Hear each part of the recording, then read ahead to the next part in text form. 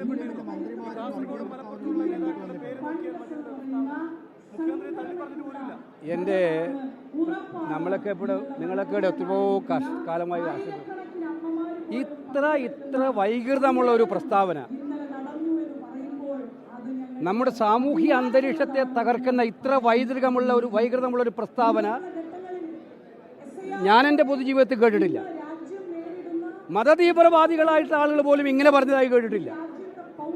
നമ്മുടെ ജനാധിപത്യം ഏറ്റവും സൗന്ദര്യമുള്ള ജനാധിപത്യമാണ്. ആ ജനാധിപത്യത്തിനനുസരിച്ച് ജനങ്ങൾക്ക് വോട്ട് ചെയ്ത് വിജയിക്കാനുള്ള അവകാശമുണ്ട്. അത് എല്ലായിടത്തും ജനങ്ങൾ ഉപയോഗിക്കേണ്ട. ആരൊക്കെയാണോ കഴിവുള്ള ജനപ്രതിനിധികൾ എന്ന് അവർക്ക് തോന്നുവോ അവരെ വോട്ട് ചെയ്യുന്നത് ജനങ്ങളാണ്. അവിടെ ജാതി തിരിച്ച് ഹിന്ദുവിന് ഹിന്ദു സ്ഥാനാർത്ഥി, ഹിന്ദു പഞ്ചായത്ത് മെമ്പർ, മുസ്ലിമിന് മുസ്ലിം പഞ്ചായത്ത് മെമ്പർ, അങ്ങനെ ഒരു ജാതി തിരിച്ചുള്ളതല്ല കേരളം കണ്ടിട്ടുള്ളത്. എനിക്കറിയാലോ, കോഴിക്കോട് തന്നെ നിങ്ങൾക്ക് അനുഭവങ്ങൾ വിളിച്ച് പറയും. മുസ്ലിം ഭൂരിപക്ഷം മാത്രമുള്ള പ്രദേശത്ത് എത്ര ഹിന്ദു സഹോദരിമാർ വിജയിച്ചിട്ടുണ്ട്? എൻ്റെ ഈ ലിസ്റ്റുണ്ട്. എത്ര ഹിന്ദു സഹോദരന്മാർ ജയിച്ചിട്ടുണ്ട്?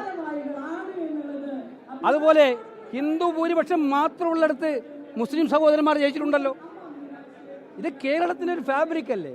ഞങ്ങളൊക്കെ പാർലമെന്റിൽ ജയിക്കുന്നത് ഏതെങ്കിലും ഒരു സമുദായത്തിൻ്റെ മാത്രം വോട്ട് കിട്ടിയിട്ടാണോ? എല്ലാവരും വോട്ട് ചെയ്തു. സമുദായം നോക്കിയാണോ കേരളത്തിൽ ജനങ്ങൾ വോട്ട് ചെയ്യാറുള്ളത്? ഇത് ഒരു മന്ത്രി പറയാണ്, മോന്തായം വളഞ്ഞാൽ 64 വളയെന്ന് നമ്മൾ ആൾക്കാർ പറയാറുണ്ട്. ഇത് മുഖ്യമന്ത്രിയുടെ പ്രസ്താവന.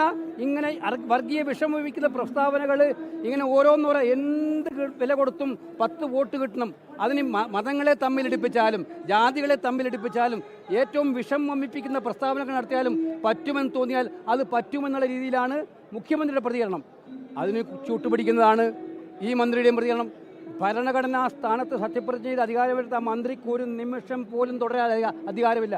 മുഖ്യമന്ത്രിക്ക് ആർജവമുണ്ടെങ്കിൽ ആ മന്ത്രിയെ ക്യാബിനറ്റിന് പുറത്താക്കണം. ഇതല്ല കേരളത്തിൻ്റെ പാരമ്പര്യം, ഇതല്ല കേരളത്തിൻ്റെ ശൈലി.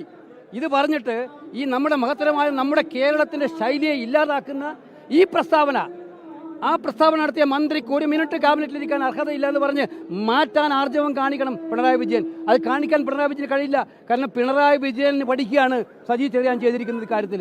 അതുകൊണ്ട് ആ കാര്യത്തിൽ വേറെ നടപടിയൊന്നും പ്രതീക്ഷിച്ചില്ല. പക്ഷേ ഇത് കേരള സമൂഹം ഉണരണം. ഒരു സാംസ്കാരിക മന്ത്രിയാണ്.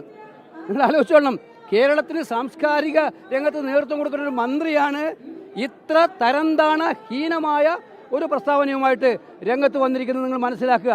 ആലപ്പുഴ ജില്ലയിൽ ഞാനിപ്പോൾ എൻ്റെ മണ്ഡലത്തിലെ കാര്യം പറയാം. മാരാരിക്കുളത്ത് റിയാസ് എന്ന ജില്ലാ പഞ്ചായത്ത് മെമ്പറുടെ പേര് നോക്കിയിട്ടാണ്. അതാണെങ്കിൽ അവിടെ അറിയുന്നവർക്ക് എല്ലാവർക്കും അറിയാം ആ പ്രദേശങ്ങളിൽ ആരൊക്കെയാണ് താമസിക്കുന്നത്. ഭൂരിപക്ഷം അർത്തുങ്കൽ പള്ളി എല്ലാ ആളുകളും ബഹുമാനിക്കുന്ന ആദരിക്കുന്ന പള്ളിയാണ്. ആ പള്ളിയിൽ 90% പേരും താമസിക്കുന്ന ഒരേ ജനവിഭാഗമാണ്. 90 95. പക്ഷെ അവിടുത്തെ പഞ്ചായത്ത് മെമ്പർ പഞ്ചായത്ത് പ്രസിഡൻ്റായി. പഞ്ചായത്ത് മെമ്പർ ഒരു സഹോദരിയാണ്, ഹിന്ദു സഹോദരി. ഇതാണ് കേരളത്തിലെ പാരമ്പര്യം. ഇതാരെങ്കിലും ജാതി നോക്കി പേര് നോക്കി വോട്ട് ചെയ്യുന്ന നാടല്ല ഇത്. അങ്ങനെ പേര് നോക്കി വോട്ട് ചെയ്യുന്ന നാടാണെന്ന് ആക്ഷേപിച്ചിട്ട് ഭരണം തകർന്ന് തരിപ്പണമായപ്പോൾ വോട്ടൊന്നും കിട്ടില്ല എന്ന് മനസ്സിലായപ്പോൾ കിട്ടാത്ത വോട്ട് കിട്ടുമെന്ന് പ്രതീക്ഷിച്ചാൽ ഇവർക്ക് തെറ്റിപ്പോയി. കേരളം കാത്തിരിക്കുന്നത് CPM-ന്റെ പതനത്തിനോടുള്ള തെരഞ്ഞെടുപ്പായിരിക്കും. ഇവരുടെ ഓരോ ദിവസത്തെയും ഈ പ്രസ്താവനകൾ അത് ഉറപ്പിക്കുന്നതാണ്.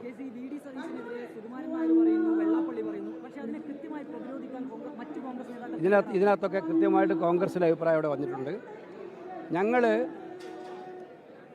ഞങ്ങൾക്ക് ഞങ്ങളുടേതായ രാഷ്ട്രീയം ഞങ്ങൾ പറയും. ഒരു വർഗീയ സംഘടനയുമായും കൂട്ടുചേർന്ന് പോകുന്ന സ്വഭാവം ഇന്ത്യൻ നാഷണൽ കോൺഗ്രസിനില്ല. ഞങ്ങളുടെ സിരകളിലുള്ളത് മതേതരത്വത്തിൻ്റെ സിരകളാണ്. എല്ലാവരെയും ഒന്നിപ്പിച്ചു കൊണ്ടു നടക്കുന്ന, ഹിന്ദുവും മുസൽമാനും ക്രിസ്ത്യാനിയും എല്ലാ സമൂഹത്തെയും ഒന്നിച്ചു നടക്കുന്ന രീതിയാണ്.